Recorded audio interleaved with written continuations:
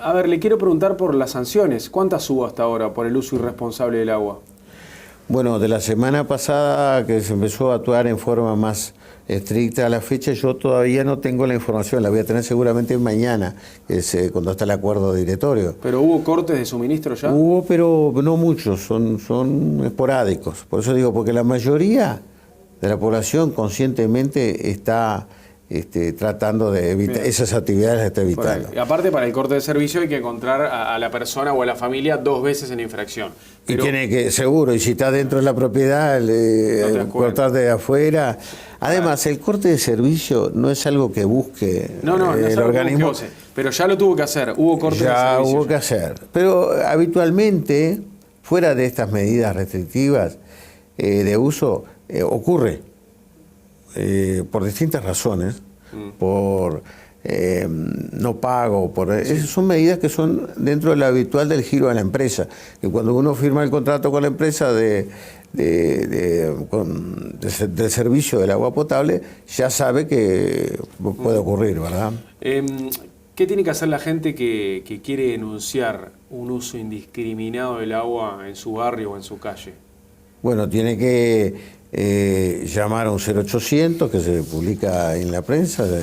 Sí, 0800 1871. Exactamente. Y dar cuenta de la zona, el lugar que es, que va a concurrir un cuerpo inspectivo apoyado para verificar exactamente el tema, con los formularios, con el acta, se elabora un acta que se firma, se le deja copia a la persona que fue intimada y notificada que cese esa actividad, y para empezar a correr el plazo de 3 días que decíamos, para después verificar si eso continúa, ¿no? ¿Cuántos son los funcionarios que están fiscalizando en las calles? Bueno, en principio había 70 asignados, ¿no? 70 equipos, ¿no? 70 equipos. ¿Y sí, cada equipo con cuántos funcionarios? Son 2 funcionarios, en algunas zonas con algún apoyo también de seguridad, porque depende de la zona. Pero principalmente, es decir, se está destinando por funcionarios de otras reparticiones a que trabajen en esa área, porque el personal inspectivo no es muy abundante, no era muy abundante. Entonces, en esta situación extraordinaria también está trabajando el personal de otras reparticiones en ese apoyo. Y simultáneamente, OCE ha reforzado también y pide que le avisen la situación de caños rotos. Porque por un lado, le estamos pidiendo a la población que racionalice el uso del agua y demás, ¿verdad? Y por otro lado, hay roturas que se producen por diferencia de temperatura, por conexiones. Hay algunas conexiones que son muy viejas y bueno, a veces la presión del agua falta y después viene, se produce rotura. Entonces se está trabajando en bajar la cantidad de días que demora la reparación de esos caños. Y eso hace parte también, se pide el apoyo de la población, que haga saber y que llame, no solo los casos que estén lavando el auto en la calle o que estén baldeando la vereda, sino que también hay un caño roto en la calle tal y tal. Entonces se están reforzando las cuadrillas en ese sentido. Y existe también un convenio de la OCE con MIDES, con el Ministerio de Desarrollo Social, con el cual trabajan varias ONGs que realizan trabajos para el propio Estado, ¿verdad? Entonces se acordó ya en el directorio el renovar el contrato con el MIDES para que den un apoyo urgente de personal para hacer ese tipo de tareas en lo que tiene que ver la reparación de cañerías y ese tipo de cosas. A ver, con las lluvias no es necesario regar el jardín ni manguerear el auto, pero en el caso de que no caiga agua, ¿no? De que no llueva por varios días, ¿qué le recomienda usted a la gente que quiere regar su jardín o quiere lavar su auto? Bueno, tal, lo de lavar el auto te pagás un lavadero y tal, pero... Claro, pues eso están autorizados, ¿no? Ellos están autorizados, sí. Pero digo, por ejemplo, la gente que quiere regar el jardín, ¿qué le recomienda a usted? ¿Que aguante? No, volver un poco a cuando la sociedad era mucho más simple, sobre todo, o sea, nosotros acá en el sur no tenemos dengue, que es el problema que hay en el norte, ¿la verdad? Sobre todo sí. El peligro del dengue. Entonces, volver al recipiente aquel que recoge el agua cuando llueve. Y acumular agua de lluvia, como estaban los antiguos aljibes. O, bueno, entonces medio tanque, recipiente, ese tipo, de ir aprovechando el agua que llueve, guardarla y racionarla para regar las plantitas de a poco. Sí. Que las plantas se aguantan bastante. A veces tenemos la manía de que todos los días queremos regar. Ojo que no aparezca la Aedes aegypti de nuevo en la vuelta porque te piden que no aguantes, que no aguantes agua en los recipientes, por eso. Claro, pero es más peligroso, en modo de ver, nosotros que en Rivera, en la frontera, tenemos el problema del peligro de dengue, todos esos depósitos que hay de chatarra, de cubiertas, que todo eso que acumula agua, eso es mucho más peligroso claro. que la parte doméstica. Y sin embargo, uno en las afueras de la capital, como está acumulado eso. Sí, yo recuerdo que en épocas en las que aparecía la larva del mosquito que transmite el dengue, acá se controlaba, incluso hasta se entraban en algunas casas a ver si había agua acumulada en recipientes y eso. Sí, en realidad, sobre todo en los barrios donde había aparecido la larva del mosquito, ¿no? De la Aedes aegypti. En realidad, cuando afecta a la salud pública, es un estado de emergencia. Esa es una de las causales, porque la gente se olvida mucho, la gente, me refiero a todos nosotros que estamos actuando, de la importancia de la Constitución de la República. Cuando se habla de la Constitución de la República, se habla del sistema político, de los ministros, demás, no. Pero la Constitución engloba cosas mucho más importantes. Más allá de la esencialidad, por ejemplo, de un servicio de transporte, que está facultado para hacerlo el Ejecutivo, también tiene medidas prontas de seguridad. Medidas prontas de seguridad no es para arrestar gente, ni usarla como arma política, como se usó en el pasado, pero sí para situaciones verdaderas, emergencias, de inundaciones y demás, como otro tipo de leyes que permiten en esos casos, durante el día, nunca durante la noche, porque la Constitución no lo autoriza, desde la puesta del sol hasta la salida del sol, pero durante el día sí con orden judicial allanar y ingresar a las casas para hacer la revisación.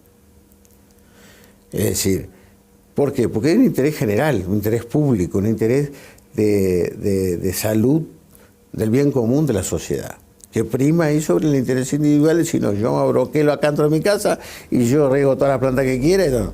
Claro. ¿No es verdad? Es decir, esas son medidas extremas que realmente, pero si es necesario, un gobierno tiene que adoptarlo, no importa el color que sea, porque él está para gobernar para todos y no por el interés de alguno en particular, ¿no? Ahora, yo quisiera señalar dos cosas. Uno, OCE tiene proyectado invertir en este periodo unos $500 millones en ese aspecto. Hay que hacer represas nuevas. En el Cisne, en otra, no recuerdo ahora el nombre, en Canelones, también la ampliación de la represa en La Valleja, pero eso lleva su tiempo, va a llevar 2 o 3 años por lo menos para que se concreten esas obras. Y después tiene otro plan de inversiones también de utilizar sistemas de acopio de agua en ríos y arroyos, multiplicando, porque a veces más que la gran represa es mejor tener una red que se comuniquen a veces entre sí con embalses que hagan la posibilidad de acumular el tema del agua. Sin duda que el clima, la otra cosa que quería plantear, o sea que OCE va a invertir, ya tiene previsto, ya tiene asignados recursos. El OPP ahora cuando devuelva el presupuesto, que lo está estudiando, ya ha anunciado que si bien hay reducción en todo otro tipo de gastos, de funcionamiento, pero en cuanto a inversión en ese aspecto le va a dar prioridad el Ejecutivo.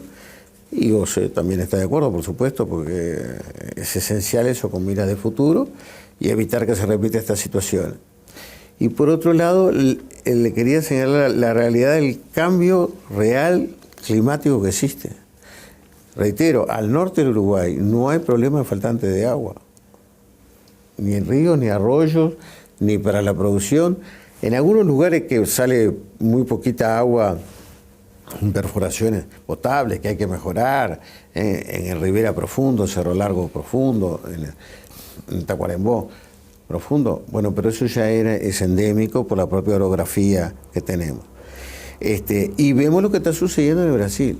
Y por lo tanto, ese cambio, nosotros vemos, ¿verdad?, que el presidente norteamericano hasta se vino, Obama, a adoptar medidas antipáticas para su posición política, pero que es necesario para frenar ese deterioro del medio ambiente a través del cambio climático que nosotros mismos los humanos estamos haciendo.